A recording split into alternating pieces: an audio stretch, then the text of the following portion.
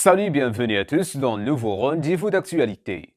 Revenu avec force sur le devant de la scène médiatique en France et en Europe, après avoir été envoyé à la retraite pour plusieurs de ses fonctions le 31 août dernier. Didier Raoult, le grand infectiologue marseillais, était l'invité spécial de France 3 ce 8 septembre. Au programme, forcément des questions sur la pandémie du SARS-CoV-2, lesquelles ont eu le don d'irriter le patron de l'infectiopole de Marseille. La première concernait la petite phrase d'Emmanuel Macron à son égard lors de sa visite à Marseille la semaine dernière.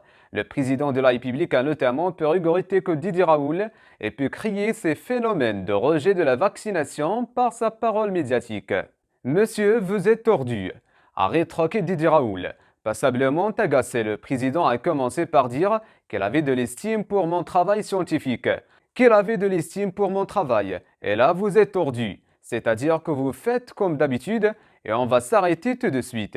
Comme d'habitude, les journalistes, vous tirez le petit bout qui vous intéresse pour essayer de jeter de l'huile sur le feu. Encore une fois, il suffit de dire et d'écouter ce que je dis pour savoir ce que j'ai à dire. Et donc, je ne joue pas à ce jeu. Si vous avez une question intelligente à me poser qui concerne la science, je veux bien y répondre.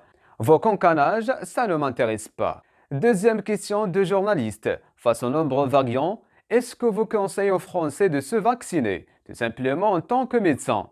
Et deuxième sortie de professeur Raoult. Attendez, ce n'est pas à moi de décider de la politique vaccinale. Vous me laissez parler et répondre oui ou non. C'est infernal. On s'arrête, ça suffit. Merci professeur Raoult d'avoir essayé de répondre à certaines questions, conclut le journaliste. L'infectiologue pourrait prochainement devoir quitter son poste de directeur général de l'IHU Méditerranée, qu'il a confondé en 2011. C'est le journal Le Monde qui évoque ce scénario. Dès ce mois, un appel d'offres pourrait être lancé pour trouver un successeur au professeur Didier Raoult, écrit le quotidien national. L'initiative reste toutefois soumise à l'approbation du conseil d'administration de la fondation qui pilote l'IHU Méditerranée. C'est la fin de ce rendez-vous.